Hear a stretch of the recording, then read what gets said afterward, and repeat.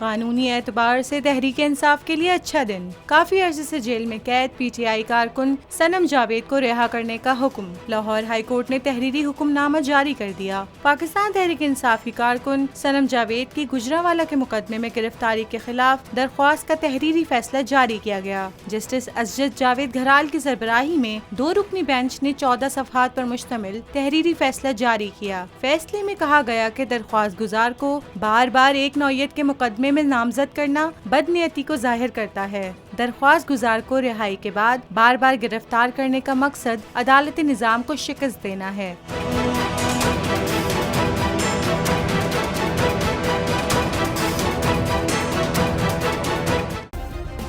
Subscribe کریں اور بیل دبائیں تاکہ کوئی خبر رہ نہ جائے۔